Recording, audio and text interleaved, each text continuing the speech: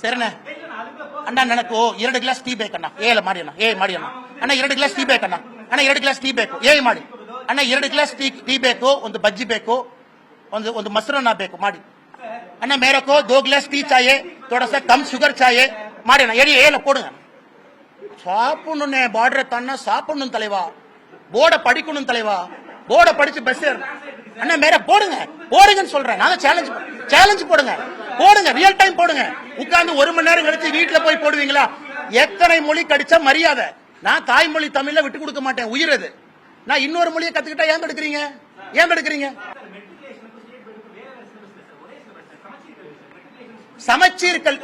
சமச்சீர் கல்வி கொண்டு போன நீங்க கட்டாய தமிழ் மொழி ஆக்குனீங்களான்னு நான் கேட்கிறேன் மெட்ரிகுலேஷனுக்கு சமச்சீர் கல்வியை கொண்டு போனீங்க தமிழ் மொழி கட்டாயமாக்கிருக்கீங்களா இல்ல ஏன் ஆப்ஷனலா இருக்கு ஹிந்தியை பத்தி நான் பேசல எனக்கு ஹிந்தி வேண்டாம் நான் கேட்பது தமிழக அரசு நடத்தக்கூடிய மெட்ரிகுலேஷன் பள்ளியில ஆங்கில மெட்ரிகுலேஷன் பள்ளியில தமிழ் கம்பல்சரி இல்லையே தமிழ் ஆப்ஷனலா தான் இருக்காங்க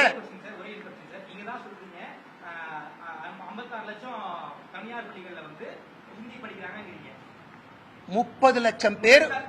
லட்சம் பேர் மூன்றாவது மொழி நல்லா சொல்றேன் தலைவா சப்ஜெக்ட் ப்ரிப்பேர் பண்ணிட்டு பிரஸ் கான்ஃபரன்ஸ் வரணும் வாய்க்கு வந்தெல்லாம் பேசக்கூடாது 30 லட்சம் பேர் மூன்றாவது மொழி பிரெஞ்சா இருக்கலாம் ஹிந்தியா இருக்கலாம் அன்பில் மகேஷ் பொய்யாமொழி பிரெஞ்சு படிக்கிறாருன்னா அந்த 30 லட்சத்துல அன்பில் மகேஷ் பொய்யாமொழி பையனும் ஒருத்தர் விஜய் அவங்க பையன் 3rd லாங்குவேஜ் வேற படிச்சார் அவரு 30 லட்சத்துல ஒருத்தர் அந்த கணக்கு தான் நான் சொல்றேன் நான் ஹிந்தின்னு சொல்ல மூன்றாவது மொழி தான் பேசுறோம் நீங்க ஹிந்திங்கிற வார்த்தையை பயன்படுத்தாதீங்க மூன்றாவது மொழி படிங்கன்னு தான் பாரதிய ஜனதா கட்சி சொல்லிக் கொண்டிருக்கின்றோம் அது கன்னடமா தெலுங்கா உருதா பிரெஞ்சா சமஸ்கிருதமா அப்புறம் பாத்துக்கலாம் டச்சு அது படிக்கலாம் ஹிந்தி படிங்கன்னு எங்கேயும் நான் சொன்னா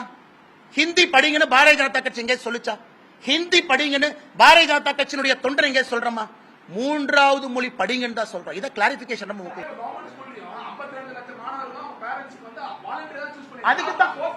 அதுக்கு தான் கையெழுத்து வேட்டை நடத்துறோம் தலைவா நீங்க வருவீங்கன்னு தெரியும் இல்ல 52 லட்சம் பேரும் அன்பில் மகேஷ் பொய்யாமொழி கடிதம் எழுதினாங்க அவர் தூங்கிட்டு இருக்கும்போது கனவுல சொன்னாங்க ஐயா என் குழந்தை தமிழ் மீடியத்துல தான் படிக்கணும் தமிழ்ல மட்டும்தான் படிக்கணும் மூன்றாவது மொழி வேண்டான்னு 52 லட்சம் பேர்த்துல யார் அன்பில் மகேஷ் பொய்யாமொழி அவர் கடிதம் எழுதி கொடுக்குறாங்க எங்கிட்ட இருக்கிறவங்களுக்கு கவர்மெண்ட் ஸ்கூல்ல நான் கொண்டு வந்து நாளை கால நிறுத்திட்டுமா 1000 பேருக்கு நிறுத்திட்டுமா